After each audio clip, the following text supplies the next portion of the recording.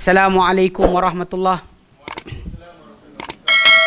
Bismillahirrahmanirrahim. Alhamdulillahirabbil alamin. Nahmaduhu wa nasta'inuhu wa nastaghfiruh wa na'udzu billahi min syururi anfusina wa min sayyiati a'malina. May yahdihillahu fala mudhillalah wa may yudlilhu fala hadiyalah. Asyhadu an la ilaha illallah wahdahu la syarikalah wa asyhadu anna Muhammadan abduhu wa rasuluh. Allahumma salli ala Muhammad wa ala ali Muhammad kama sallaita ala Ibrahim wa ala ali Ibrahim wa barik ala Muhammad wa ala ali Muhammad kama barakta ala Ibrahim wa ala ali Ibrahim fil alamin innaka Hamidum Majid. Rabbi shrah li sadri wa yassir li amri wahlul 'uqdatam min lisani yafqahu qawli, amma ba'd. Alhamdulillah, kita bersyukur kepada Allah Subhanahu wa taala kerana dapat kita berkumpul lagi. InsyaAllah malam ni menyambung kelas pengajian kita 2 minggu sekali, fiqh muyassar, fiqh kitab sunnah, fiqh ringkas skop Quran dan sunnah. Benda kita kali terakhir kita bincangkan pada bulan yang lalu, kita dah ambil sehingga tamatkan tajuk solat ahli a'dzar. Kemudian kita masuk solat Jumaat kan, dah masuk sampai persoalan yang kelima kita habiskan. Dan kita ambil itu untuk refresh balik kita ambil berkenaan dengan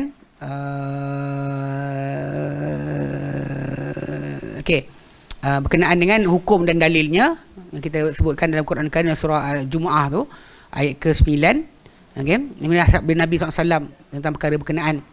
Kemudian persoalan kepada siapakah dia wajib, kita baca hadis Nabi SAW yang diriwayatkan oleh Abu Dawud dan sahihkan Syekh Albani rahimahullah tentang Jumaat ni hak wajib ke atas setiap muslim pada jemaah kecuali 4 hamba yang dimiliki, wanita ataupun kanak-kanak ataupun orang yang sakit.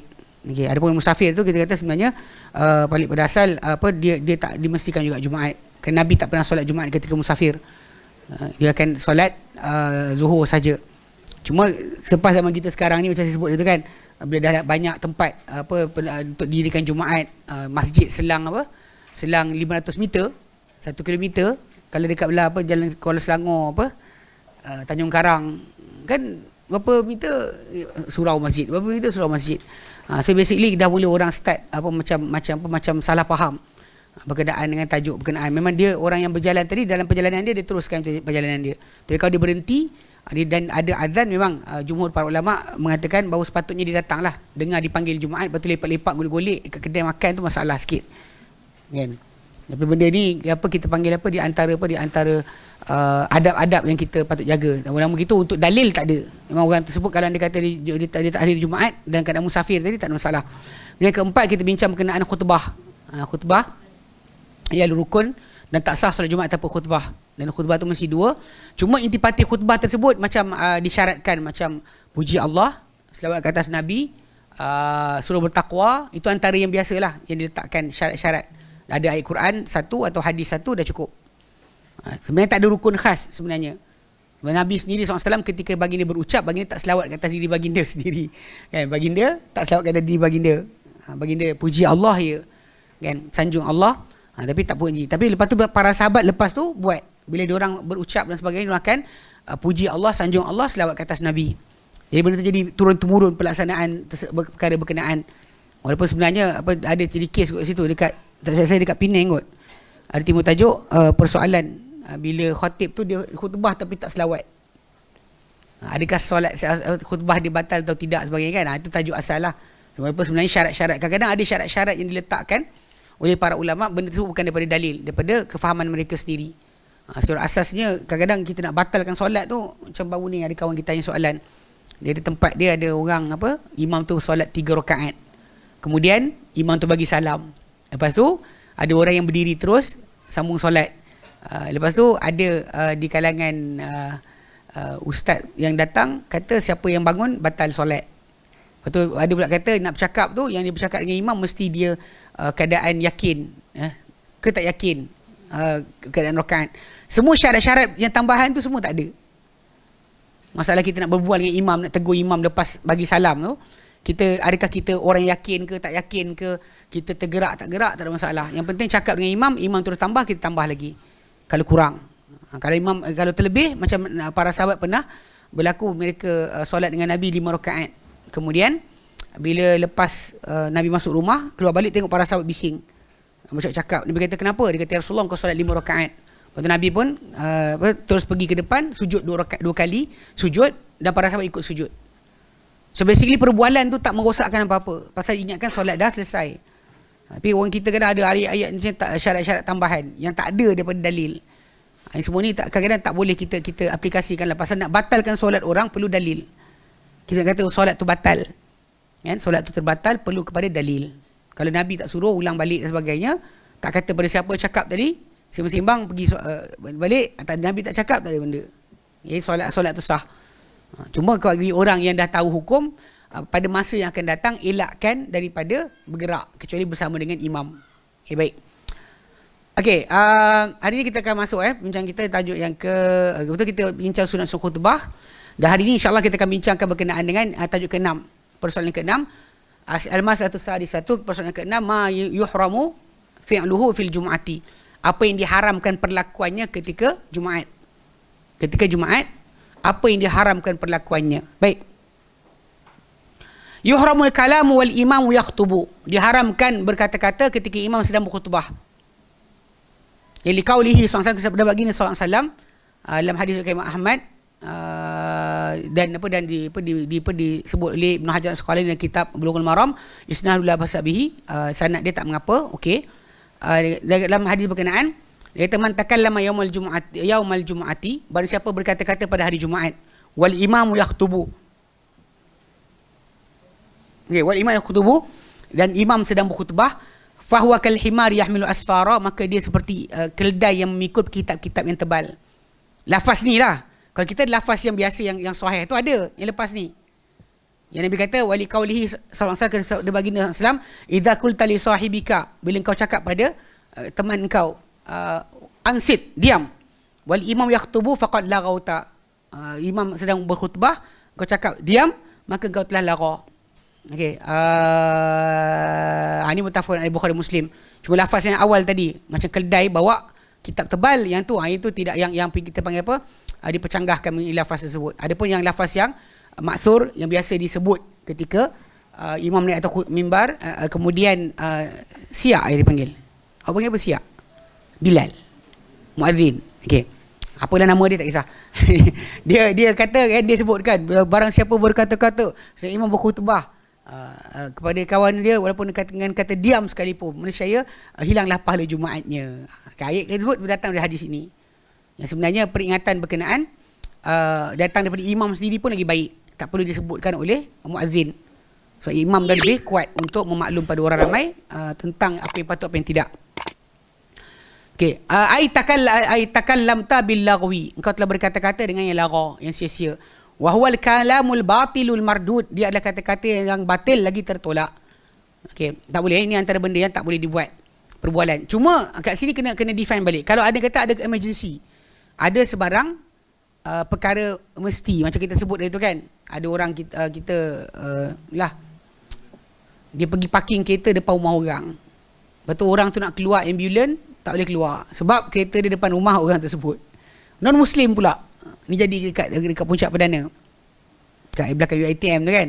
Jadi kes sekali pada hari Jumaat, orang tu datang, non muslim tu datang kelang kabut sebab ambulans nak ambil bawa bapak dia pergi ke hospital. Tapi ada pakcik mana entah abang mana entah pergi parking kereta depan rumah orang. Sepatutnya bila benda tu diberitahu, patutnya salah seorang tu pergi langkah ke depan, maklum pada imam, suruh orang tu alihkan kereta sepatutnya. Dia tak boleh biarkan macam demikian. Perbualan macam tu tak salah. Sebab Nabi SAW sendiri dengan para sahabat, bila ada benda-benda para sahabat bertanya, bahkan Badui bertanya, Nabi tak kata engkau telah lara. Dia berbual dengan Nabi. Boleh berbual bila perlu, bukan sunat lah. Bukan sunat galakkan. Bukan maksudnya kita sembang, Pak Imam. Bukan itu, tak boleh lah. Yang bolehnya adalah kita membaklum pada imam apa yang mesti. Yang sepatutnya macam kes-kes macam tadi lah, parking, halang jalan, sekat jalan, macam dekat Kota Damansara pun jadi kes sekali tu. Orang terparking kereta, dia double parking, dia triple parking. Masa nak Jumaat, dia parking, dia tak tengok orang. Apa jadi? Datang lori bawa genting, atap, 3 trailer, 3 biji, masuk jalan tu tak boleh keluar. Dia tak boleh keluar lah. Jalan tu kan tepi masjid tu kan, daripada tol tu kalau awak guna kanan, nanti jalan tu straight, tembus tepi masjid. Jalan tak ada tempat lari dah. Nak reverse je dia. Hari Jumaat, tunggulah lori tu. Jam sampai ke tol. Sampai ke tol jam. Punca hanya kerana orang yang tak bertimbang rasa macam ni. Sepatutnya, tindakan adalah seorang ambil nombor kereta tadi, pergi kat imam, cakap dengan dia, ni ada orang, parking kereta, sekat jalan laluan orang. Suruh dia ketepikan kereta dia. Imam boleh suruh lah. Tak salah, perbualan tak salah. Bahkan kalau imam tu minum air pun, bukan Ramadan lah. Minum air, dia dahaga dia minum. Pun tak salah juga. Cuma orang kita ni kadang-kadang dia nampak macam benda-benda syarat tau. Macam tak boleh ada, tak boleh ni, tak boleh sekian. Kalau imam tu nak minum air pun tak apa. Bukan Ramadan lah. Kan? Ramadan dia minum, campak keluar masjid. Tapi maksud dia benda berkenaan tak pernah ada larangan untuk imam buat benda berkenaan. Macam awak kalau buat air pun kan, dahaga, minum je lah. Yang tak boleh jangan berbual je. Faham? Boleh. Tak salah. Maka kita cakap pada imam. Dia jangan buat style Yaman. Yaman ada perangai tak senonoh. Tahu? Geng-geng Yaman kan. Saya ingat pergi solat dekat masjid geng-geng Qabilah. Geng Qabilah ni kan. Dia bila imam lama sikit kan. Dia tunjuk jam dia. Bukan, dia suruh cepat lah weh. Apa hal ni? Lama sangat. Masalah geng Qabilah ni bawa AK 47. Solat muncung senapang ada kat kepala kita. Dengan solat tu kan. Solat muncung kelapang kat kepala kita. Dia nganak ke belakang, tak nganak ke depan. Kadang perangai kan. Tak boleh dah pula macam tu. Kan suruh imam cepat pula dan sebagainya kan. Ada, saya ingat dulu sekali waktu zaman zaman reformasi. Zaman reformasi lah, mata lebam biru tu. Zaman tu ada jadi kes. Tapi saya tak dekat Malaysia. Cuma saya dapat cerita daripada surat khabar.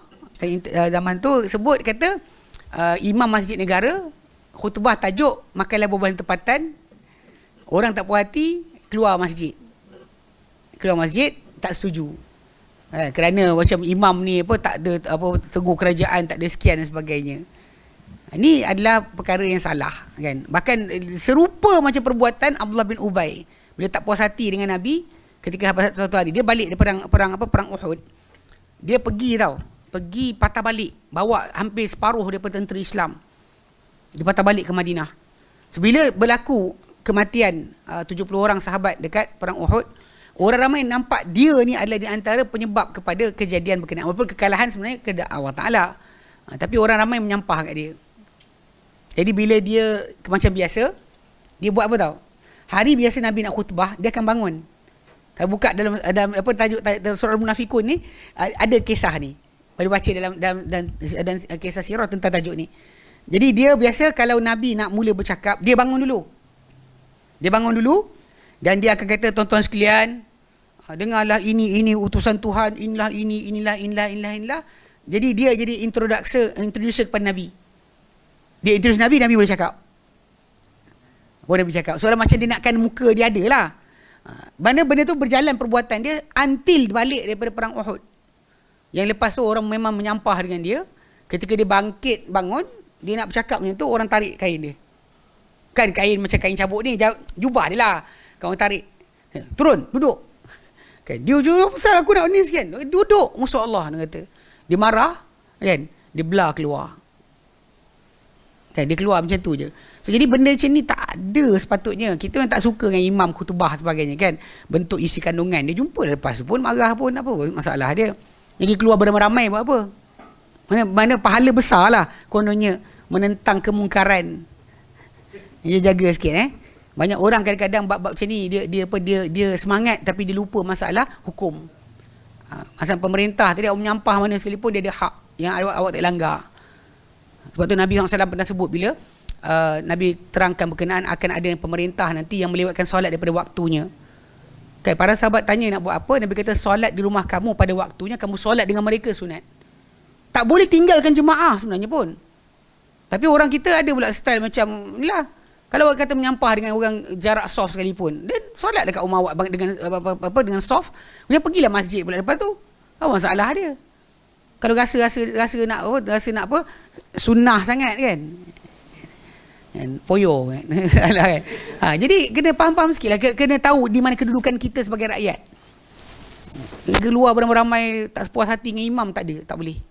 Tak dibenarkan. Ni pelik kan, ada buat perangai macam tu. Imam khutbah, apa lah weh, buah-buahan tempatan. Memanglah, macam tak logik kan.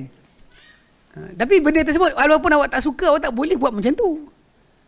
Nak faham? Jadi tapi dalam perbualan biasa kita nak macam ingatkan imam bagi tahu benda sekian sebagainya. Macam orang Badui lah.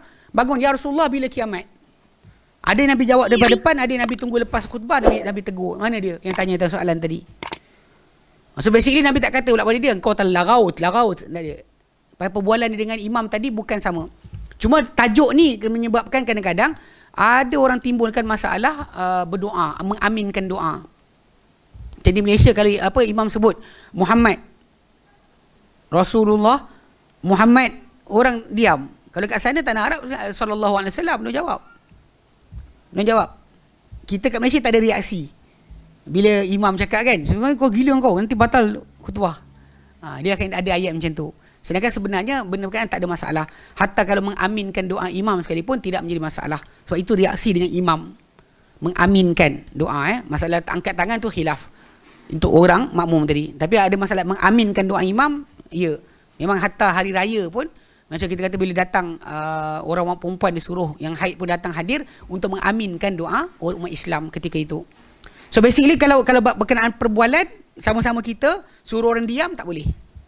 Tapi kalau perbualan dengan imam untuk benda penting, benda tak membatalkan solat anda, tak batalkan khutbah, pahala khutbah anda, tak rosakkan langsung. Dan imam pula jangan buat keras kan. Orang kata Pak Imam, kita kan, dia terpandang atas, tak nak tengok muka orang, tak boleh. Dia kena layan. Ada reaksi dengan makmum, bukannya duduk diam, tegak macam tu. Okey. Kita pertama kedua. Itu pertama. Yang kedua, wa yuhramu takhatti riqabil an-nasi. Dan diharamkan takhatiur riqabin nasi, melangkah bahu orang ramai. Asna al khutbati, di ketika khutbah sedang disampaikan. Nah, khutbah tu kita ada perangai kan. Tapi kadang-kadang salah daripada makmum yang asal depan pun. Tak nak penuhkan soft. Jadi dia duduk diam kan, macam zaman tak ada jarak-jarak soft pun, kadang depan tu dah ada kosong lagi. Orang tak rapat. Tidak rapat. Kalau tanah Arab yang rapat. Masuk depan memang tak ada tempat. Kalau yang belakang kita kat Malaysia ni memang ada, depan tu ada kosong sikit, sini ada kosong sikit. Jadi orang langkah bahu. Ini silap jugalah. Sepatutnya makmum yang depan penuhkan siap-siap. Yang belakang nanti kemudian tak ada timbul tajuk masalah jadi masalah langkah bahu. Ni kadang-kadang bila kita tengok orang tu masuk soft, tiba-tiba perasan tak apa jadi. Bila semua masuk soft, tiba-tiba belakang soft dalam dewan solat tu kadang akan kosong. 2-3 soft kadang. Sebab ketika duduk tadi diorang tak duduk penuh. Itu contohlah. Jadi sebenarnya kalau ikutkan perbuatan melangkau ni, dia dua pihak lah. Tapi tetap pihak yang bersalah adalah pihak yang melangkah. Langkah bahu. Ngap sampai ke depan. Kita kalau dia kata ada ruang kosong, kita duduk tak apa. Kita datang situ. Tapi kalau untuk kita langkah bahu orang, itu adalah benda salah. Okey. Kerana apa?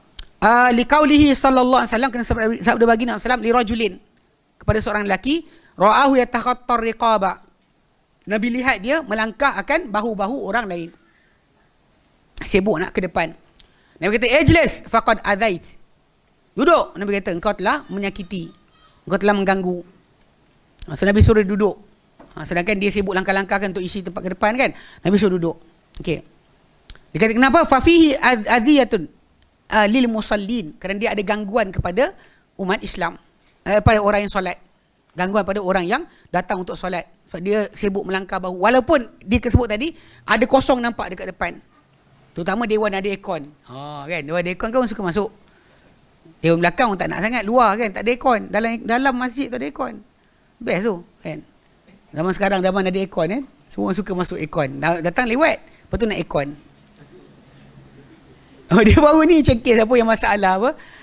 Mengkhaskan tempat. Okay. Kalau orang tu memang datang, dia memang duduk ke tempat tersebut, dia letak barang, dia kemudian dia keluar pergi urusan lain, memang itu tempat dia paling layak sebenarnya. Balik pada asal benda ada khilaf dalam penentuan tadi, sepatutnya tak timbul tajuk lah. Walaupun saya yang dengar yang ni tak ni sangat, yang suruh ke belakang tu kan, tak apa sangat. Yang saya dengar yang kes dulu yang teruk yang dekat belah ni, belah diorang kata Ceras ni, ada orang geng-geng IJN cerita dengan saya. Dia kata geng-geng Bangladesh, Indonesia ni kan mesti datang masjid awal, dia jalan kaki sampai ke masjid awal. Pakcik-pakcik ni kadang AJK lembab, datang lambat. Nak kena cakap lah, tak cakap lambat.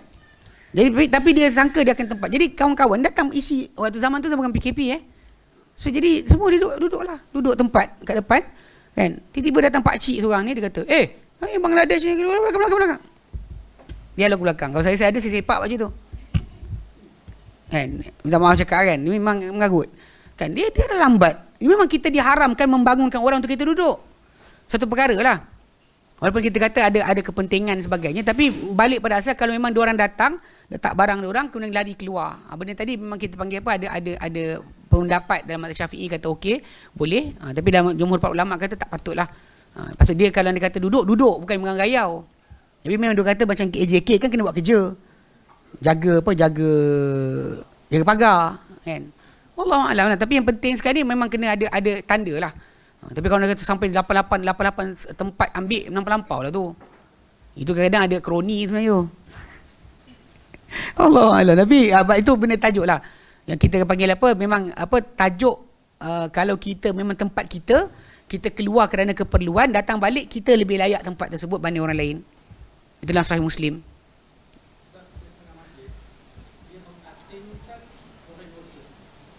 Foreign worker? Allah a'lam. Sebenarnya tak ada.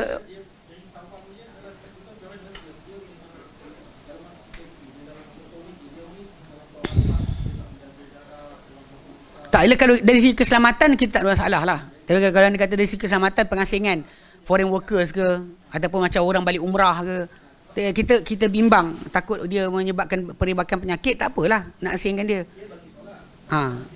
Itu bagus jugalah, bagi berhalau langsung. Boleh, tak ada masalah.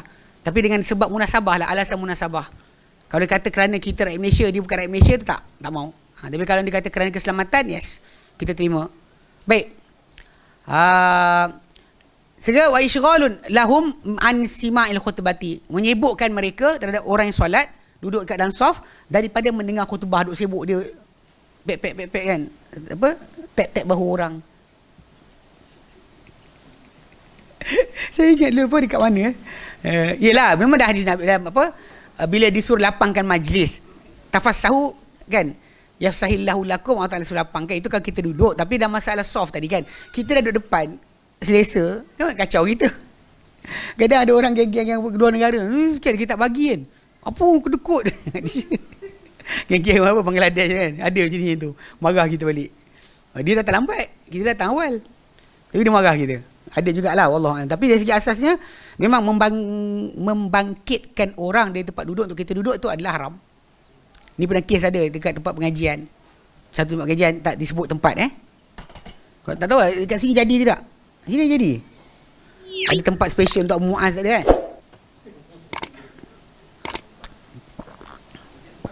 Dia jadi sini. Sampai kali sekali kami asatizah terpaksa tampal hadis Nabi. Sebab dia biasa duduk situ. Jadi kalau ustaz tu mengajar, dia biasa duduk situ. Dia datang lambat, orang duduk dia suruh bangun. I biasa duduk sini, dia kata. Ini tempat I. Macam kan? Mulalah nak kena marah. Ayu, mula kena. Tampal-tampal hadis tu semua sini lepas tu. Kena tampal. Nak maklum pada orang perbuatan apa, membangkitkan orang tempat untuk kita duduk tu adalah salah. Anda sadilah macam kes orang tu di tempat, dia pergi ada hajat, datang balik, itu dia paling layak tempat tadi. Sesuai Muslim yang baik. Okey, amal imamu, okey, adapun imam pula, fala ba'sa bi takhatihi riqaba. Dia adapun imam tak mengapa dia untuk dia melangkau bahu. Dan imam memang kalau dia datang lambat, okey. Awak pula ada kata imam datang lambat. Memang dia datang lambat, kalau datang awal awak tak boleh masuk dah lah. Faham tak? Imam datang lewat tak apa. Saya ingat kat Yaman ada kes tajuk ni. Ada geng-geng apa, Yaman sendiri lah. Dekat satu masjid dekat dengan kita orang punya rumah, sewa. Itu dua orang bising tau. Dia tak suka dengan pakcik ni, agak tegas sikit. Tapi pakcik datang lewat lah. Dia imam, dia khatib. Jadi ada orang tu timbul kan. Dia kata, engkau datang lambat tiap kali Jumaat. Lepas tu dia kata, kalau aku datang awal, habislah pahala korang. Sebab kalau imam dah naik mimbar, bagi salam, malaikat tutup buku. Faham tak? Yang peliknya dia pula marah imam. Lepas tu dia terlewat. Imam ada hak yang lain, tahu tak? Sebab tu kalau imam terlewat pun tak apa. Ada pun orang ramai yang lain tak. Okay? Tak kira jawatan apa, pengurusi ke tak ada. Tak sama. Imam dia ada kelebihan. Dia kata tak mengapa untuk dia melangkah bahu-bahu illam yumakkinhu alwusulu ila makanihi illa bidzalika. Jika tak mungkin untuk dia sampai kepada tempat dia di hadapan kecuali dengan langkah bahu. Terutama kalau dia kata penuh kan, dia tak apa. Okey. Wa yufraqu at-tafriqu bainal itsnaini, dan dimakruhkan atau tak digalakkan langsung untuk kita pisahkan yang antara dua, untuk kita masuk dekat situ, duduk dekat tempat berkenaan. Dan pasal kita kata nak duduk kan, jadi kita suruh bang, kita minta dia bagi ruang untuk kita duduk. So dia kita tepi sini kan. Okey. Nabi kata apa? Kerana sabda bagi Nabi sallam, man yatasala yaumul jumu'ati, kan, barang siapa yang mandi pada pagi Jumaat, thumma raha, kemudian dia pergi Jumaat, falam yufarriq baina snaini, lalu dia tak pisahkan antara dua orang. Maksudnya ketika datang tu kosong lagi lah masjid awal, sampai tak ada perlu untuk dia minta orang buka ruang untuk dia. Itu maksud dia. Fasalla ma kutiba lahu, lalu dia solat apa yang ditetapkan bagi. Mana apa yang Allah tentukan dia boleh solat banyak mana, dia solat. Ini antara sunnah yang sepatutnya dibuatlah. Bila kita masuk masjid, kita selagi imam tak datang, yang afdalnya sunatnya adalah kita teruskan solat sunat. Sepanjang mana imam tak datang lagi. Imam datang je, kita berhenti solat. Itu cara para sahabat Nabi SAW. Sebab tu antara sifat para sahabat yang disebut dalam surah Al-Fathu, tarahum ruka'an sujada, kamu lihat mereka banyak rukuk banyak sujud. Orang kita tak ada. Zaman sekarang bukan banyak rukuk banyak sujud. Banyak apa tu? Banyak apa? Banyak tazkirah. Sujud jugalah. Cuma saya bila orang kata dengan saya tazkirah tu sunnah ke tidak, saya tak sunnah. Lepas tu orang ajak saya pergi tazkirah, saya pergi tazkirah. Sebab daripada letak orang bergeng-geng sesat, boleh letak saya. Letak orang, tak ada, dia cakap bukan. Ada dekat Ghufran tu sekali. Dekat Taman Tun. Pensyarah universiti. Tak sebut nama tak apa kan. Dia kata apa? Apa sal belajar Sahih Bukhari? Sahih Bukhari ni macam perlembagaan. Tuan-tuan belajar perlembagaan. Dia kata tak payah belajar Sahih Bukhari sepatutnya. Belajar Bukhari ni macam belajar perlembagaan.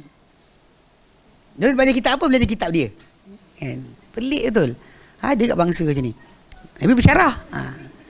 Dia bercakap hari waktu tu kita dalam masjid. Dalam masjid tu kita kata masalah kan. Ada juga apa syarah macam ni. Dapat pula dijemput pula dia jadi sekarang. Sekarang tak ada dah, alhamdulillah. Okey. Dia tengok siapa AJK. AJK tukarlah orang. Dapat biro dakwah sekali, dia panggil semua ustaz kita. Itu pun ada orang menyampah dah. Dia start tanya, ustaz ni ada tauliah ke, ustaz sekian ke, pasal tak puas hati.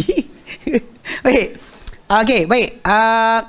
Ghufira lahu, kalau dia buat macam tu, ghufira lahu ma bainahu bain jum'atil ukhra. Diampunkan untuk dia di antara hari dia berkenaan sampai Jumaat berikutnya. Mana hari tu sampai Jumaat yang berikut. Seminggu dia akan diampunkan dosa oleh Allah SWT. Ini tunjukkan benda tu besar lah. Jadi tak digalakkan kita ni. Okey, tapi ada perbuatan luar sebenarnya yang tak disebut kat sini, tapi dalam ayat Quran disebut berkenaan masalah jual beli ketika Jumaat. Jual beli ketika Jumaat. Yang mana dalam ayat yang ke-9 surah Jumaah yang kita baca pada awal itu, Allah nyatakan ya ayyuhalladzina amanu, hai orang beriman, idza nudiya lis-salati min yaumil jumu'ati, bila diseru untuk solat pada hari Jumaat, fas'au ila zikrillah, maka segeralah kamu kepada mengingati Allah Taala, itu pada solat. Wa dzarul bai', tinggalkanlah jual beli. Ini antara benda yang kadang-kadang zaman kita sekarang ni ada orang kadang dia tak jaga pak ni. Dia jaga pula depan masjid. Kemudian time kita nasi berani dia sedap. Waktu abang-abang datang lapar, imam saya sekian, dia tu akak-akak pun, abang masuk dalam solat tinggal akak. Dia kata akak tak wajib solat Jumaat. Lepas tu dia buat perkara tadi. Balik pada asas macam ni, kalau dah ada larangan tadi, tinggalkan terus. Orang perempuan biasa kes masalah ni, hari Jumaat lah dia sibuk pergi beli belah. So orang lelaki tak ada, seronok masuk beli belah. Padahal sebenarnya kalau bukan perempuan je beli belah, bukan lelaki. Kenapa pula masalah tunggu Jumaat? Tak. Ke berebut awak masuk Maidin dengan lelaki? Tak ada lah. Perempuan je. Sogo? Perempuan juga kan? Lepas tu yang apa kaitan Jumaat dia? Wallahualam. Dia seronok kot environment ketika itu. Tapi masalah dia memang disebut oleh para ulama, perempuan tak ada masalah lah. Untuk apa? Untuk larangan tadi. Tapi pada yang lelaki memang kena tinggalkan langsung. Jual beli ketika dipanggil untuk solat Jumaat adalah di antara perkara yang kena jaga bab ni. Banyak orang kadang-kadang dia tak jaga bab jual beli, dia masih lagi dia nak menjaga pada ketika azan Jumaat dikumandangkan. Dikumandangkan azan Jumaat, dia kena berhenti menjaga sepatutnya. Faham Okey. Selain itu dia kata okey,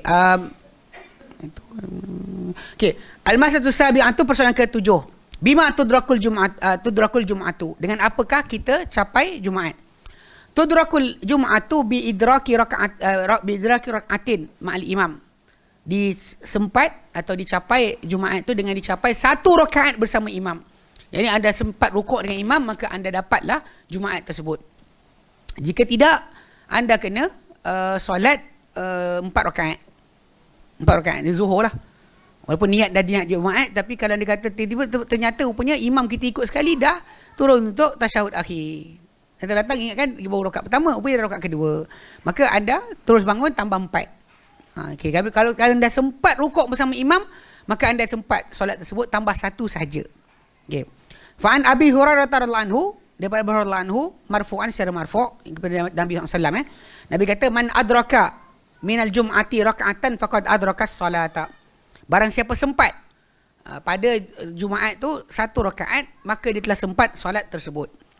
Wa in adraka aqalla min raka'atin shalla zuhra. Dan jika dia dapat kurang daripada 1 rakaat, maka dapat sujud dengan imam saja. Sujud 2 kali ke sujud sekali ke tak kisahlah. Yang penting atau ketika i'tidal dia datang dia baru masuk dalam saf, lepas tu tak dapat 1 rakaat, maka dia kena solat zuhur. Bahkan kalau niat dia mula-mula tu asalnya Jumaat, tiba-tiba ternyata dia tak sempat, maka terus tukar menjadi zuhur. Memang terus tak boleh, dia solat 2, dia solat 4. Kalau dia kata dia sempat 1 rakaat, solat tambah 1 saja. Baik. Al-mas'alatu tsaminatu, persoalan yang ke-8. Fi nafilatil Jumu'ati. Tentang solat sunat pada hari Jumaat. Ni kadang-kadang timbul lah. Orang Melayu kita kat Malaysia memang ada. Bila azan 2 kali. Azan ketika mana masuk Zuhur tu, orang akan bangun ramai-ramai solat. Lepas tu bila imam datang, imam bagi salam, diorang duduk diam lah. Okey. Jadi seolah macam Jumaat ni ada qabliyah. Ada qabliyah. Kat sini ada perbahasan sikit. Baik, fi nafilatil Jumu'ati, berkenaan dengan nafilah atau solat sunat pada Jumaat. Laisa li solatil Jumu'ati sunnatan qablaha.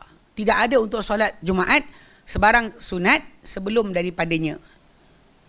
Tak ada Kalau anda kata orang tu macam kita sebutkan tadi, yang para sahabat masuk masjid solat, dia tak ada kaitan dengan tajuk imam ataupun Jumaat tadi. Pasal dia penuhkan masa sebelum imam masuk ke masjid, dia akan solat sebab banyak yang dia mampu. Bukannya solat khas sunat qabliyah Jumaat. Sunat mutlak berkali-kali lah solat, lepas tu bangun dia solat balik. Sampailah imam naik atas mimbar dan bagi salam. Bila imam bagi salam, dia berhenti solat, kemudian dan duduk dan diamlah. Bila imam mula berkhutbah, dia berhenti bercakap. Ketika ini yang disebut daripada asar yang sahih, para sahabat dahulu akan berhenti solat bila imam naik atas mimbar bagi salam, kemudian mereka akan berhenti bercakap bila imam mula berkhutbah. So basically tak ada yang lain lah, itu keadaan. Tapi pada masyarakat kita dah terbiasa azan Jumaat dengan azan Zuhur tu di tempat untuk solat sunat. Dan sebenarnya azan Jumaat yang ketika dibuat zaman Uthman bin Affan radhiyallahu anhu, dia bukannya masuk Zuhur dia azan, masuk imam naik mimbar dia azan macam kita buat. Bahkan azan yang 2 kali Uthman buat tu adalah satu tu dalam pukul 10 lebih pagi. Dan 2 jam awal daripada waktu. Dan bahkan sekarang ni dekat area Mekah buat macam tu dah. Waktu haji tahun 2017 dulu, memang ada arahan daripada tabung haji, maklumkan kepada orang ramai jangan solat Zuhur ketika azan pertama tu. Sebab dia buat jauh sungguh. Bukan waktu solat pun. Bukan waktu solat pun untuk mereka. Pasal itu adalah makluman untuk orang ramai berkenaan dengan hari itu adalah hari Jumaat. Osman bin Affan buat azan dia disuruh azan, dikumandangkan untuk orang tahu itu Jumaat. Kalau dia kata ada orang kata Osman bin Affan radhiyallahu anhu mandai-mandai, sebenarnya Osman bin Affan dia telah dapat endorsement daripada Nabi SAW. Sebab Nabi kata alaikum bisunnati, nak kamu pegang sunnahku dan sunnah khulafa ar-rasyidin al-mahdi min ba'di, addu alaihi bin nawajis, gigitlah dengan geraham. So Osman ada endorsement Nabi SAW, kedudukan dia untuk meletakkan suatu peraturan di situ. Ala kulli hal, okey, azan tadi awal bukan 10 pagi macam tu, untuk bezakan. So orang kita kat Malaysia ni, kita ada azan masuk zuhur, kedua azan ketika imam naik atas mimbar. Nah sebenarnya kalau ikutkan naik azan yang pertama tu adalah pukul 10, kemudian azan bila imam naik atas mimbar.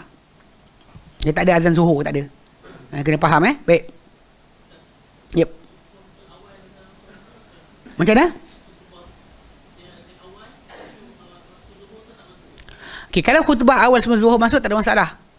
Tidak menjadi masalah. Bahkan sebenarnya memang bila sebut tentang waktu Jumaat, ada khilaf dengan para ulama berkenaan waktu Jumaat tu, adakah dia memang zuhur tu setuju.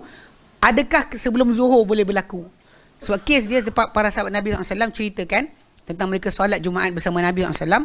Lepas solat, dinding tak ada lagi bayang. Lepas solat, tak ada dinding, tak ada bayang untuk mereka berteduh. Menunjukkan bahawa matahari masih lagi tegak di atas. Untuk menunjukkan bahawa pendek. Itu ada dua sebab lah. Kerana khutbah Nabi pendek. Tak macam kita. Kita kan khutbah panjang. Hari tu PKP dan juga 15 minit. Sekarang tak boleh lah. Yang lama sikit kan. Hari tu kan sekejap kan. Macam alhamdulillah sekejap. Jadi bila kita kena tu kan, kita okey lah. Baru-baru dia dah start, panjang pula imam ni khutbah. Panjang sikit lah. Allahuakbar. Tapi sebenarnya macam kita kata itu, Nabi kata panjangnya solat, pendeknya khutbah adalah tanda kepada kecerdikan atau kefahaman seorang itu. Lebih faham di agama, kuranglah dia akan tajuk tadi. Tapi bila kita bawa pada masyarakat Melayu kita yang tak faham Al-Quran, maka benda tersebut dah jadi perbahasan yang lain. Sebab orang Melayu kita tak faham Quran. Kalau zaman Nabi dahulu, Nabi pernah berkhutbah dengan baca surah Qaf saja. Khutbah tu baca Quran saja, cukup. Kita baca Quran orang macam, salah kan? Itu sudut yang kena faham jugalah. Kalau kita tak boleh nak rigid sangat pemahaman. Kenapa? Ada tutup ke? Tak ada, tak apa. Ya. Kalau tak ada, tak apa. Kalau ada tutup memang saja lah. Ya. Okey. Tak apa. Janganlah. Relax. Hari tu tak buka. Semalam tak buka lampu kuning ni kan? Semalam. Buka. Rasa silau ni. Tak apa. Macam mana? Tak ada. Yang penting dengar. Masalah menghadap tu tak perlu sangat.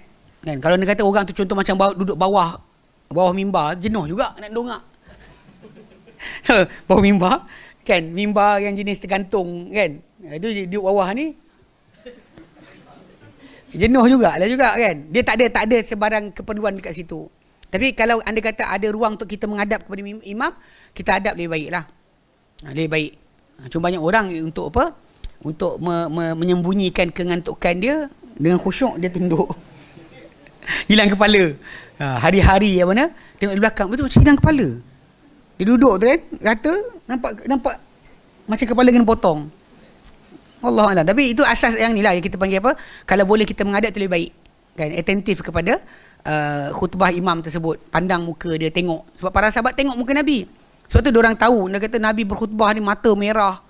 Mata Nabi kemerah-merahan, suara Nabi kuat.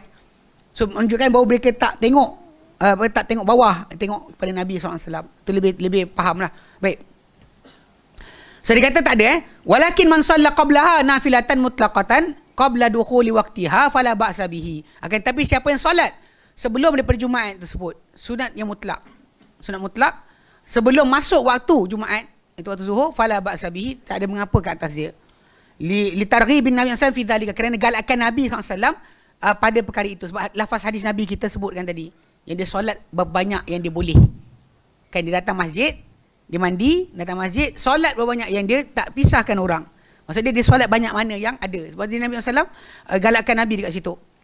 Iaitu Nabi SAW kama fi hadis Salman radhiyallahu anhu al-madi, macam hadis Salman yang radhiyallahu anhu yang telah lalu, qabla qalil sebentar tadi. Man itasalal yaumul jumu'ati, manusia mandi pada hari Jumaat, thumma raha lam yufarriq baina snaini, kemudian dia pergi, tidak dia pisahkan di antara dua orang untuk dia duduk. Memang dia pergi tu kosong lagi lah. Fa sallama kutiba lahu, maka dia solat apa yang terdaya untuk dia. Banyak orang tentukan dia mampu untuk solat, dia solat. Ini benda yang sepatutnya dia tukar lah. Dan kita belajar sunnah ni kita faham. Sepatutnya itulah. Bahkan kalau dia kata orang sebut dia hafal Quran pun, itulah waktu kadang-kadang bagus untuk dia merajaah Quran. Untuk supaya dia isi waktu tersebut. Tapi macam Abu Muaz katalah, kita ada banyak tazkirah. Ustaz-ustaz kita bagi tazkirah time tu. Tak sama lah macam dengan Nabi punya lafaz tadi. Lafaz Nabi adalah fasalla ma kutiba lahu. Dia solat apa yang terdaya untuk dia, apa yang termampu bagi dia. Apa yang telah tuliskan untuk dia, dia tulis, dia solat. Sampailah imam naik atas mimbar. Itu galakan Nabi sebenarnya. Adapun kalau nak buat upacara lain, termasuk tazkirah lah, cakap balik kan. Kita tak masalah lah kat situ. Tapi imam pula kalau nampak orang solat, jangan kacau lah. Jangan macam, dengarlah tazkirah saya ni kan. Tak payahlah.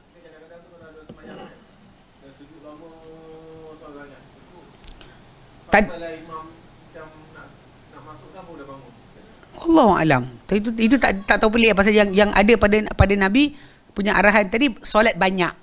Bukan solat lama. Maksudnya banyakkan rakaat kat situ. So masalah orang kita ni kadang ada idea pelik-pelik kan. Sujud akhir nak sujud lama lah. Sujud doa pun ada. Sujud doa? Sujud kan. Lepas solat dia bersujud balik. Kau terpahal kan. Rupanya dia sujud doa. Ada pelik-pelik sikit lah, Allah alam. Kita tak faham. Banyak sangat dalam masyarakat Melayu kita ni, benda-benda yang tak diajar oleh Nabi diorang buat. Best ke? Tahu? Sejuk pula. Asal sejuk lah. Baik. Liwali fi'li sahabati. Dan kenapa kita kata benda ni galakkan? Kerana perbuatan para sahabat radhiyallahu anhum, asal redha terhadap mereka, wali afdaliyati salatil nafilati, dan kena keafdalan solat nafilah. Wala yunkaru alaihi idza turika, namun tidak diingkari alaihi idza taraka. Kalau orang tu tinggalkan solat, taklah kita ingkari ke atas dia. Li'anna sunnatar ratibata takunu ba'dal jum'ati bi raka'ataini aw arba'a raka'atin aw sita raka'atin. Kerana yang ada sunat ratibah, sunat yang rawatib, yang maksud dia ada mengiringi solat Jumaat adalah sesudah Jumaat itu sendiri. Sama ada 2 rakaat atau 4 rakaat atau 6 rakaat. Ini semua tu datang kerana li fi'lihi sallallahu alaihi wasallam wa amrihi, kerana perbuatan baginda sallallahu alaihi wasallam dan perintah, dan juga perintah baginda, perbuatan dan perintah. Faqad kana yusalli ba'da al-jum'ati raka'ataini. Baginda dahulu solat lepas Jumaat 2 rakaat, dilihat oleh sahabat. Wa qala, dan Rasulullah bersabda pula kan, idza shalla ahadukumul jum'ata falyusalli ba'daha 4 raka'atin. Apabila solat seorang kamu Jumaat, maka solatlah selepas daripadanya 4 rakaat. Ini memang Nabi gesa. Ini patut kita buat lah. Yang orang kita kelang kabut nak lari kan. Tapi kalau lari tak apa, balik rumah solat lah. Sebab tu Ibn Umar dia faham dengan maksud dia, kalau Nabi solat dekat masjid, Nabi solat 4. Kalau Nabi solat kat rumah, solat 2. Dia faham macam tu. Ala kulli hal, maksud dia memang kita patut buat solat rawatib lepas Jumaat. Lepas Jumaat tu ada. Orang kita kadang sibuk buat yang awal, yang kedua dah lari dah. Yang cepat balik rumah makan. Wa qala, dan sabda Nabi sallallahu alaihi wasallam, idza shalla ahadukum, dia kata wa fi riwayatin, dan riwayat lain, man kana minkum musalliyan ba'da jumu'ati falyusalli arba'an. Barang siapa yang akan solat, barang siapa di kalangan kalian yang solat sesudah Jumaat, maka solatlah 4. Amma situ, adapun 6 rakaat, fali annahu warada an Ibnu Umar. Telah datang daripada Ibnu Umar radhiyallahu anhuma, annahu kana idza kana bi Makkah fa shallal jum'ata, bahawa beliau dahulu bila beliau berada di Mekah, lalu beliau solat Jumaat, taqaddama fa shalla raka'ataini. Beliau akan mara lalu solat 2 rakaat. Thumma taqaddama fa shalla arba'an. Kemudian ke depan dia solat pula 4. Wa idza kana bil Madinati, bila dia di Madinah pula, dia solat Jum'ata, dia solat Jumaat. Thumma raja'a ila baiti, dia balik ke rumah dia, fa shalla raka'ataini, dia solat 2 rakaat. Walau yusalli fil masjid, dia tak solat di masjid. Faqila lahu, maka dikata kepada dia, kan, kenapa buat macam ni? Kenapa kalau kat masjid solat 4, kat rumah solat 2? Dia kata, faqila lahu, dia kata, faqala, maka dia kata, kana Rasulullah SAW yaf'alu dhalika. Dahulunya Rasulullah SAW buat macam tu. So ala kulli hal, paling ni pun kalau boleh jaga 4 lah. 4 yang dekat masjid. Kalau tidak balik rumah solat 2 lepas Jumaat. Ini sepatutnya dijaga lah. Banyak yang kita perhatikan, banyak orang tak nak ni sangat. Dan sebenarnya sunat rawatib ni, dia adalah benda yang patutnya dijaga oleh kita semua, terutama di rumah. So banyak di kalangan kita ni bila solat rawatib ni dekat masjid je. Perasan tak? Bila dekat masjid dia kan solat. Bila dekat rumah kan dia solat, dia tak solat sunat. Sebelum ke selepas ke tak ada. Sedangkan janji Nabi SAW untuk perkara berkenaan bukan di masjid je. Kan, bahkan seafdal solat kita adalah di rumah kecuali yang fardu. Bahkan Nabi SAW sendiri banyak solat-solat sunat baginda dalam rumah sebenarnya. Dalam rumah. Kan rumah Nabi kan sebelah je. Kan mimbar Nabi ke bilik Nabi kan macam tu. Nabi lintas, maka Nabi akan solat di rumah dulu. Kadang Nabi solat macam solat subuh, Nabi solat di rumah dan baginda masuk dalam masjid untuk solat subuh berjemaah dengan para sahabat. So basically benda ni yang kita kena adakan budaya barulah. Budaya yang membanyakkan solat-solat sunat bukan kerana di masjid. Kadang-kadang banyak solat sunat kita di masjid ni lebih kepada suasana, segan orang tengok. Orang tengok kita pandang tak solat kan. Kita pun bangun solat. Tak elok lah. Bahkan dekat situ rosakkan keikhlasan kita. Lebih kepada panggil apa, orang tengok. Sedangkan pada asasnya solat itu untuk Allah Ta'ala. Bahkan memang kita kata solat 12 rakaat sehari semalam tu dijamin untuk kita rumah di syurga. Kan bina. Kan man salla isnata asyara rakaatan fi yawmin wa lailatin, man solat 12 rakaat sehari semalam, banallahu lahu baitan fil jannah. Allah bina untuk dia rumah di syurga. Rumah dunia sibuk nak beli kan. Prima lah, apalah kan.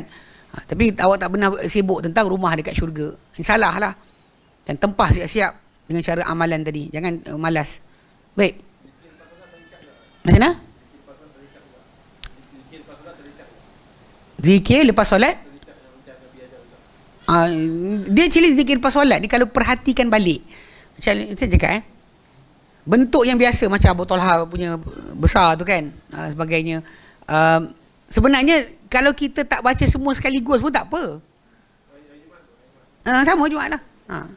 Dia tak timbul tajuk masalah mesti the whole lafaz tadi. Sebab sebenarnya kalau kita baca balik, dia himpunan daripada pilihan-pilihan. Sebab seorang tu dengar Nabi istighfar 3 kali. Yang seorang tu daripada arahan Nabi. Yang ni sekian. So kalau orang tu dalam beramal dengan zikir-zikir tadi, ikut pada kemampuan dia. Tak perlu dia mesti baca semua sekali pun. Kalau dia kata hari ni sempat istighfar, lepas tu bergerak, tak ada hal. Besok dia duduk lain, dia lain Allah syarikalah lagi banyak, tak ada hal. Dia tak ada kemestian mesti ikut tertib tertentu. Sebab kalau kita buat tertib-tertib tadi, jelaskan jadi tarikat. Jadi tarikat. Macam apa? Macam Ma'thurat Hasan al-Banna punya susunan tu kan. Dia panggil wazifah sughra, wazifah kubra. Sebab itu tarikat lah punya amalan. Wazifah ni tugasan. Means that semua pengikut saya, kena ikut ni. Ni baca pagi, ni baca petang. So jadi anak murid pun ikut follow lah. Wazifah sughra, wazifah kubra. Baca semua sekali yang Tok Guru susun. Itu problem dia bukan mesti macam tu. So kita boleh bertukar-tukar, ambil lagi yang hadis-hadis lain yang kita jarang baca dan sebagainya, ambil yang tu juga untuk amalkan. Maka sebenarnya bukanlah itu saja yang ada sebenarnya. Ada banyak lagi zikir-zikir lain. Bahkan yang ada tu hanya pilihan. Daripada banyak-banyak pilihan yang dipilih. Faham So, ikutkan hadis dia berlain-lain. Cerita kawan ni hari lain, cerita kawan ni hari lain. Betul? Amalan sebelum tidur macam tu juga. Ada doa yang lain, macam-macam doa yang Nabi ajarkan. So buatlah. Yang tu yang kita patut sebenarnya, cara betul kita beramal sunnah, kita perbanyakkan pelaksanaan tadi. Pada hari ni buat macam ni, biasa ni buat lain, supaya benda tu pelbagai. Sebab dia bukan satu je Nabi buat. Faham tak? Dan baca keseluruhan semua sekali macam tu pun tak ada waris daripada Nabi SAW. Bahkan boleh je orang tu pilih mana-mana yang dia suka. Mana dia rasa dia mampu buat banyak, dia buat banyak. Hari lain buat lain pula. Dia macam ni cerita dia. Kalau anda kata kita zikir, imam nak buat apa, lantak ke dia? Tak, kita patut ada panggil mekanisme tak kisah. Kalau anda kata kita ada mekanisme kisah, problem tau. Anak lompat tengah solat, anak lompat. Kita macam, budak ni Lepas tu dengan sekian-sekian kita jadi distracted. Saya kata tak perlu, tak ada masalah pun. Kena belajar untuk tak kisah. Ish, raya. Teruk sangat tu. Kan? Tahu, boleh je kita ni. Iyalah. Elok juga sebenarnya pun. Ya. Faham. Tapi secara asasnya macam ni, kita kena latih diri kita tak kisah dengan orang. Kalau dia kata kita kisah dengan imam tu punya masalah kan tadi kan, terganggu, dia akan kacau sikit. Terus layan. Kita tumpu pada lafaz kita. Try lah belajar supaya tiba-tiba di kontak ya, tak lah. Okay. Tapi sudut asalnya tak ada masalah tu. Dia memang walaupun sebenarnya memang kita tahu Imam Syafi'i suruh jangan imam bising. Sebenarnya jelas. Semua orang tahu. Sebab tu kadang-kadang kalau kita perhatikan sekarang dah ada macam satu trend. Time zikir-zikir yang lain, dia bunyi tau. Sampai kepada subhanallah, senyap. Kan? Itu sebenarnya dah macam partially masuk sikit kepada arahan Imam Syafi'i. Tapi belum sepenuhnya. Dia macam sikit. Macam lepas tu ada masjid saya perasan, ada imam dia start tinggalkan baca Al-Fatihah lepas pada zikir lepas solat. Dia start dah, ada dah. Sebab tu dia terus skip kepada Ayatul Kursi. Ada. Dia partially. Diorang kadang-kadang belajar juga. Kadang saya tengok kesian imam masjid ni. Diorang ada jumpa saya, dia kata saya faham ustaz mana sunnah tak sunnah, tapi masalah dia orang kampung nak ustaz. Macam mana buat? Kan showroom ni tak kisah. Dia kata dia masalah sekali kalau letak orang lain, ahli bid'ah teruk daripada dia. Daripada orang lain letak di situ, dia ahbash datang ke, dia ahbash masuk, banding dia, baik dia lagi. Kadang-kadang benda tu ingatlah, anda kadang dengan imam masjid ni janganlah lawan sangat. Jangan kita datang salam jumpa imam ni. Garang semacam, imam tengok takut. Jangan yang tu. Jangan garang-garang dengan imam. Imam tu kadang dia tak boleh buat, bukan setakat tak nak ni. Ada saya ingat satu tempat tu, dia cakap, dia kata saya faham ustaz. Ustaz cakap tu betul, tapi sini nak ustaz. Dia tak boleh nak buat apa. Kalau kita start tinggalkan, nanti dia orang start buat aduan dah, kata pada jabatan. Nanti dia orang kena panggil. Tahu boleh jadi kot. Tahulah, tapi tengok keadaan jugalah. Benda tu yang kita sekarang ni, kita yang datang jemaah ni, janganlah kita pressure imam tu. Pak Imam tak sunnah kan. Jangan yang tu kan. Imam macam lemak kan. Datang je Muhammad ni, aduh. Janganlah kacau imam. Tak, basically macam ni. Pasal lepas solat tadi, orang bebas. Awak nak buat berzikir dengan orang boleh, awak lari tempat lain pun boleh, tak ada hal. Awak tahu je. Macam contoh? Sebab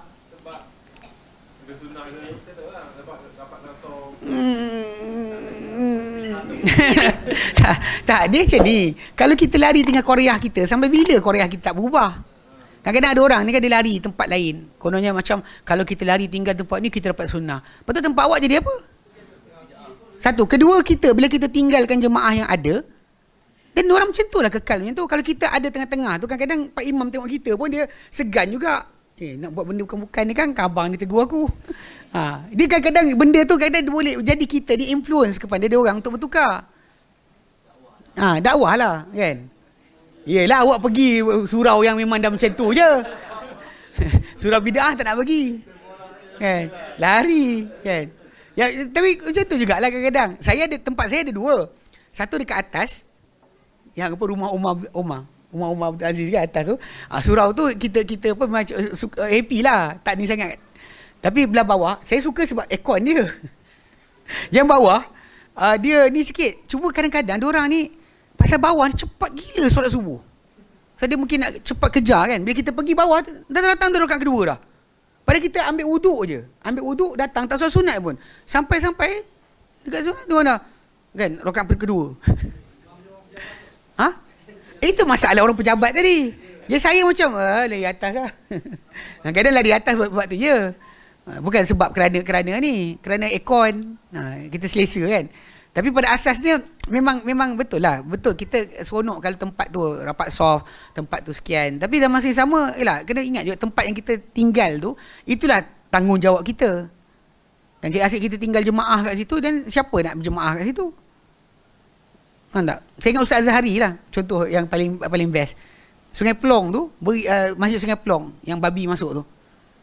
Kan ada babi masuk dalam masjid dekat Sungai Pelong. Ustaz Azhari dia tetap solat situ. Walaupun orang ramai kat situ cop dia macam-macam. Datang solat selamba je.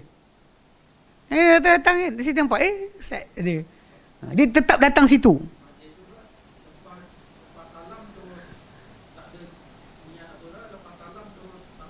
Tahu. Faham. Dia macam dia orang sengaja tau. Tapi pada asasnya Ustaz Azhari dia datang juga solat jemaah situ. Walaupun tempat berkenaan macam tu. Macam juga apa Masjid Al-Falah USJ. Kan dulu Syekh Yunus Katrada. Katrada kan dia duduk situ, dia datang solat jemaah situ.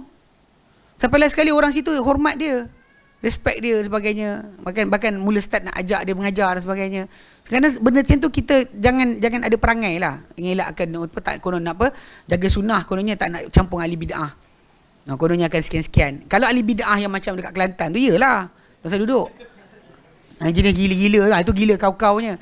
Yang ini kalau setakat orang kat tempat kita ni tak tahu apa pun. Kadang dia pegawai kerajaan kan, datang jadi imam, polis jadi imam. Macam tu je, dia tak ada benda lain. Tak lebih pun. Okey. Mana dia hilang? Okey. Mana hilang? Okey, fatabayyana min zalika.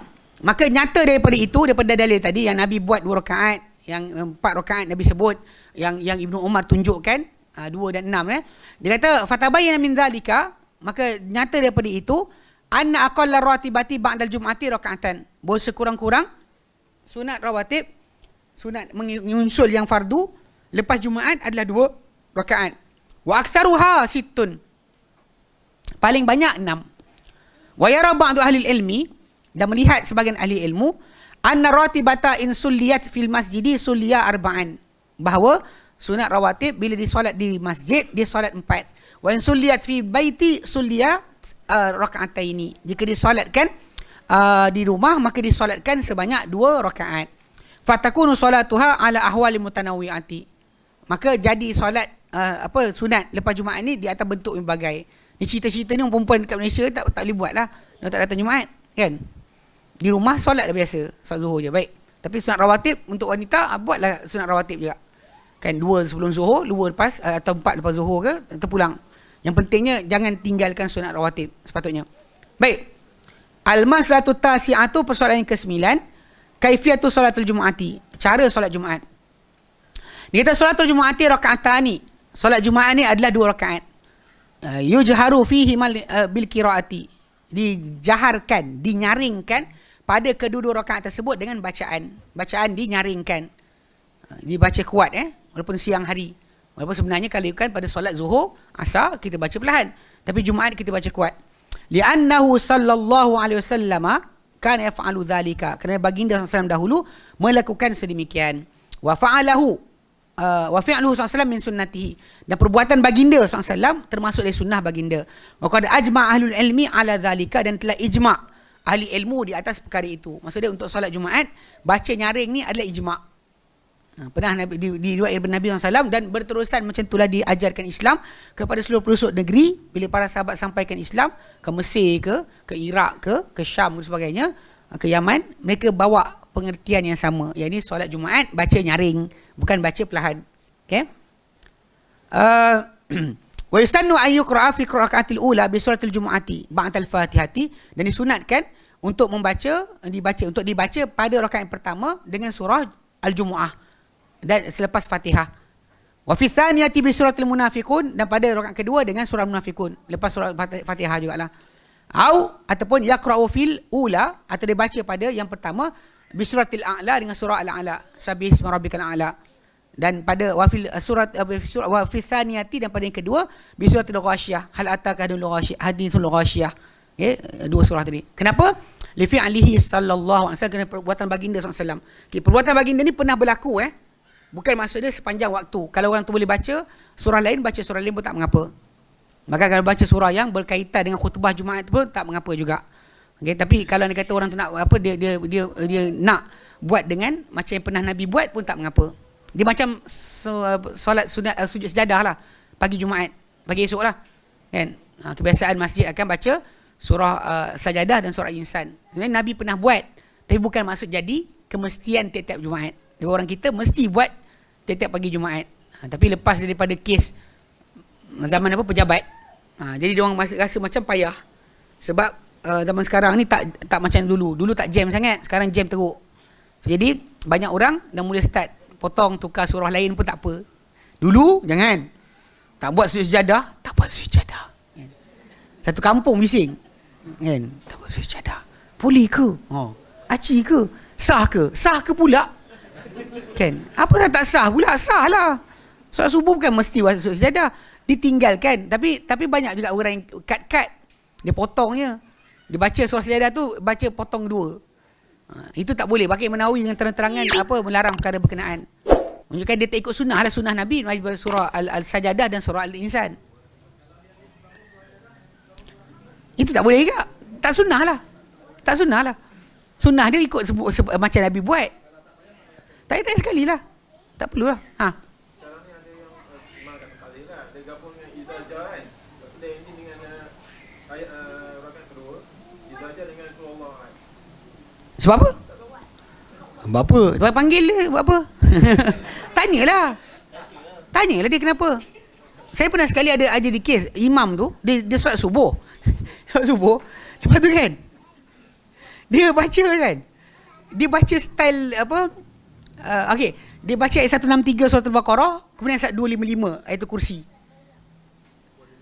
Dia baca Allahu Akbar kan. Dan lepas baca Fatihah, wa ilahukum ilahun wahidun la ilaha illa huwar rahmanur rahim.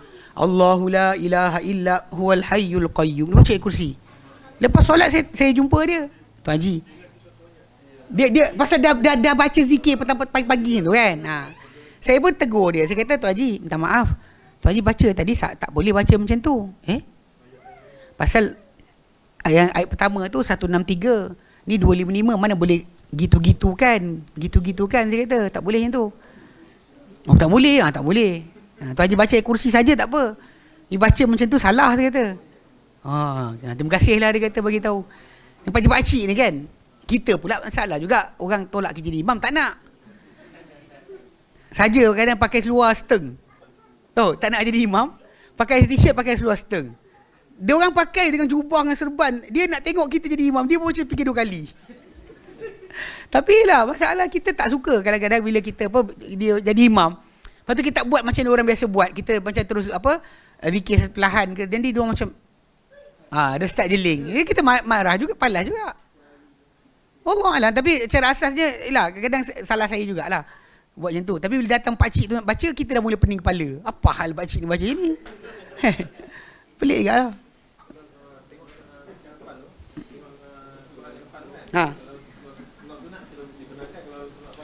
Masalahnya dalam kata-kata Imam Nawawi rahimahullah tak ada beza. Dalam mazhab Syafi'i pun tak ada masalah tu. Tadi ada siapa yang datang, dia kira lah saudara belah abang ipar saya. Kemudian dia mesej saya, dia hantar gambar Ustaz Khairul Ikhwan pergi pegang handphone tu kan, dalam solat.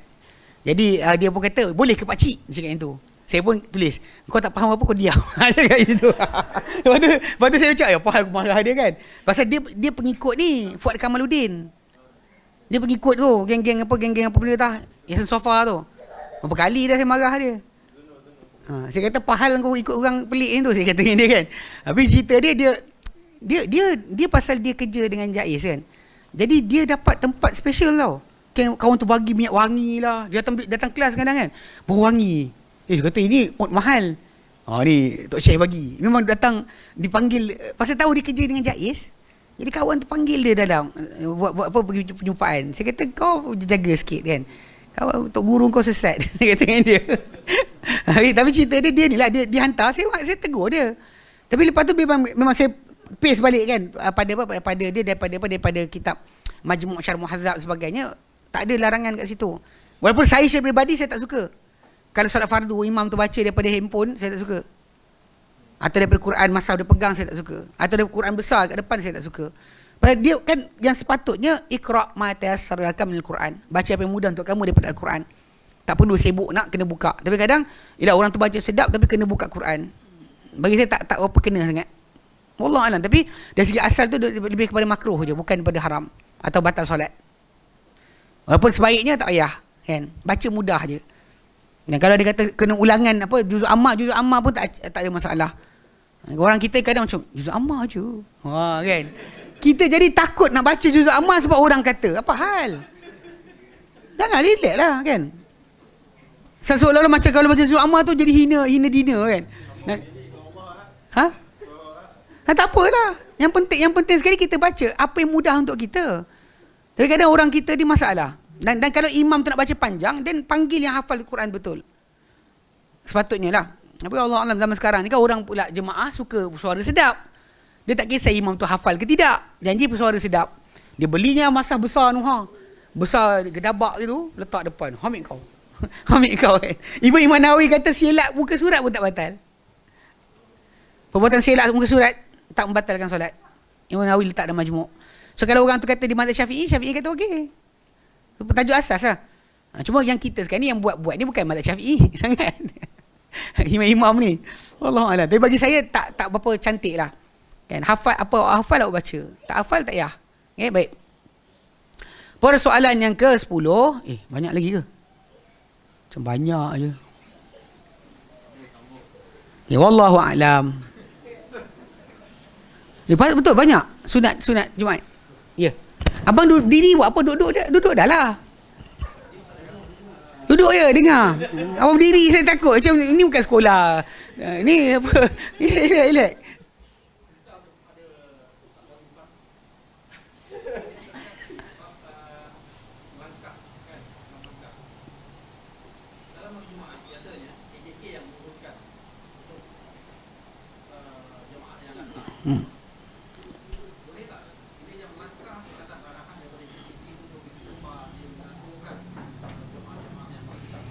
Kalau bukan ketika imam berkhutbah je. Lepas khutbah tak kena mengganggu.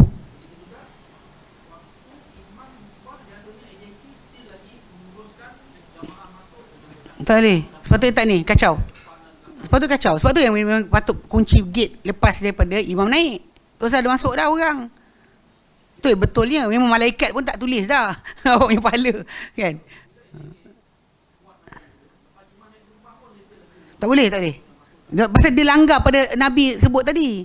Walaupun kita tahu macam zaman sekarang ni dia punya laluan tu kan, ikutkan tak langkah bahu orang. Tapi benda tak penting. Pada asasnya bila dah imam naik mimbar, maka duduk. AJK jangan merayau dah. Jaga parking kalau anda kata benda tu untuk bahagian safety, tajuk lain. Orang jaga keselamatan, jaga sekian, kita kata untuk mereka ada pengecualian. Yang untuk AJK tadi pada arah tadi tak payah dah. Dalam kawasan dewan solat dan sebagainya, dan sepatutnya tak ada siapa bergerak-gerak. Kalau kita jadi khatib pun duk kawan ni merayau, kita pun tak sedap bercakap. Terganggu. Kita terganggu, bukan jemaah terganggu. Yep.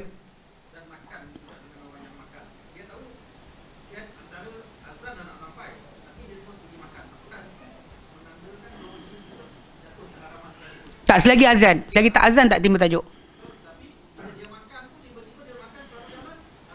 Dia kena berhenti ya? Tinggalkanlah. Masuk bungkus-bungkus, kat bungkus, nanti datang balik makan. Style orang Yaman kan, kunyah-kunyah daun gitu. Lepas tu bila datang waktu solat, jadi masuk balik. tak kena lah. Maksud dia benda tadi macam proses jual beli tu berjalan lah. Jelas. Tak boleh lah. Dia kena tinggal kan. Macam mana kalau orang yang kerja tidak mau contohnya, yang ada Jumaat dia tak boleh nak tinggal dia punya shift. Tak boleh lah, kena dapatkan shift yang dia tak tinggal Jumaat lah. Kalau dia kata tapi sekian, pasal ada beza kerja mall tadi, shift mall tadi, sama ada dia security ataupun dia bahagian jaga barang. Kalau jaga barang lagi masalah, dia jual beli dia ketika tu haram. Kalau dia lelaki lah. Kalau perempuan kita kata mungkin timbul masalah, para ulama kata ada kelonggaran, tapi untuk lelaki tak boleh lah. Dia kena insist of tidak boleh ketika itu. Kalau kata kena buang, tak apa, kena buang, buatlah.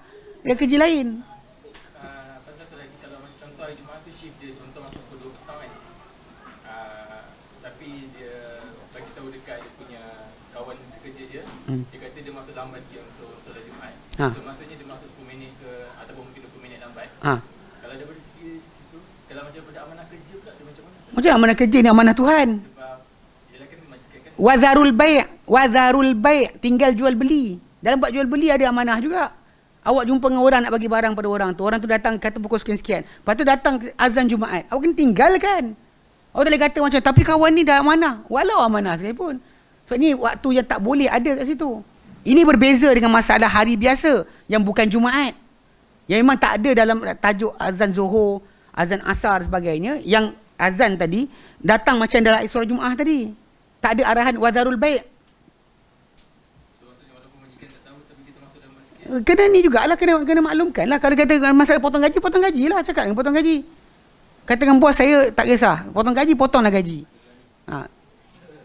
Kan? Sepatutnya macam itulah kita terus terang pun. Jangan dia kata benda berkenaan, nak kata amanah tak. Amanah dengan Tuhan lebih baik daripada amanah dengan manusia. Kadang-kadang kita ni, masyarakat Islam kita ni ada sibuk tentang hubungan dengan manusia sampai langgar hak Allah Ta'ala. Tak boleh lah.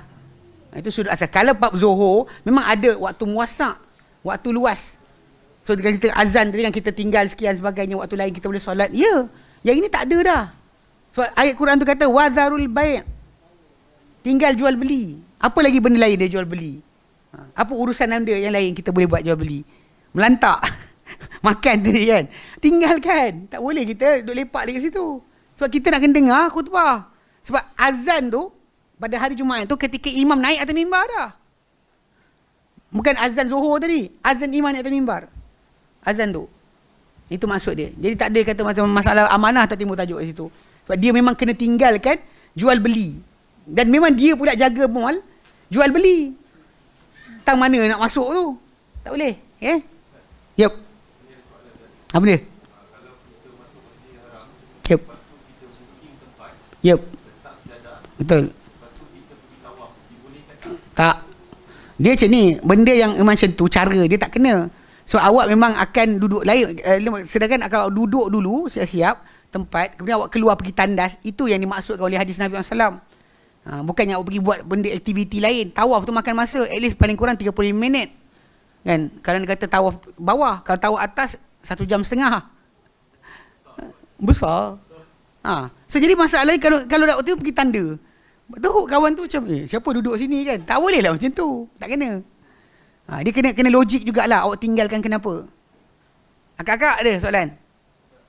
Jumaat tak ada kaitan dengan awak. Kalau yang masa musim boleh masuk budak, AJK menjaga budak yang mesin. Dikomunikasikan tak? Tak, sama. Tak boleh. Tak boleh kak. Tak boleh kak. Tak balik pada asal benda tadi, cerita dia. Apa pasal Nabi kata jangan cakap diam. So once seorang jadi polis, seorang dia jadi polis. Lepas tu yang kadang-kadang ada orang kena tegur, melawan. So last sekali bertekak. Nanti yang ni tegur sini bertekak. Jadi rosak lah. Sebab tu biarkan je, buat tak tahu je. Tapi yang boleh menegur siapa? Imam. Imam boleh tegur. Macam Nabi tegur. Macam Nabi nampak orang datang masuk solat, masuk masjid terus duduk. Nabi kata, ya fulan hal solait. Kau dah solat ke? Dia kata belum. Nabi kata, bangun. Irka' raka'atain. Ini nanti kita bincangkan berkenaan dengan solat, masuk masjid ni adab. Masuk masjid pada hari Jumaat mesti solat dulu. Baru duduk. So Nabi SAW tegur lelaki berkenaan. So perbualan imam tadi, imam kena attentif lah. Macam budak-budak bising kan. Macam dekat rumah saya lah seorang ustaz. Dia dapat imam. Dia kira panggil Ustaz Rahim. Kami biasa main kejar dengan dia. Zaman main mercun. Dia kejar naik kereta dia. Kat Kuala Sungur Rahman kan. Budak-budak pergi keluar tinggal tarawih. Pergi main mercun. Dia datang dia kejar. Lepas tu malam bila tengok kereta dia handbrake tak kuat, kita tolak kereta dia jauh. Kawan saya lah. Okay. Baik, jadi nak ceritakan dia memang kita panggil bila dia jadi khatib, bila ada budak-budak bising, dia sebut. Dia cakap, anak-anak di belakang, dia kata. Diam, jangan. Dia cakap, dia masa dia attentif pada persekitaran. Khatib tu bukan dia cakap je. Dia tengok keliling ni apa jadi. Sebab tu Nabi boleh tegur orang tu langkah bahu, yang ini tak solat. Tahu gerak. Tahu gerak ni masalahnya kan. Imam tegur tahu bergerak. Pasal bagaimana tabung bergerak tak boleh bergerak-gerak tengah-tengah dia berkhutbah. Ni sorong gerik-gerik. Ni masalah jugalah. Dan di wilayah dah keluar dah arahan. Berhenti tajuk tu. Tapi ada juga tempat masjid tu degil. AJK tak apa faham bahasa panggil.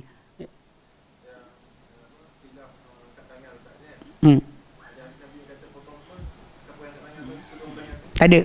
Yang dia tak sahih. Yang sahih ni memang masalah tadi memang apa kita kata untuk imam ya. Untuk makmum tak timbul tajuk.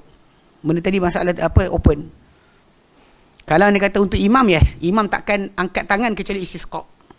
Minta hujan baru dia angkat tangan. Kalau tidak, doa dia hanya angkat jari. Untuk imam. Adapun makmum, ya. Masalah aminkan. Yang saya sebut tadi, aminkan. Aminkan tu yang patutnya. Baik, soalan lain? Yup. Sama je. Dah ganti dia semua, terjeling awak. Awak pening.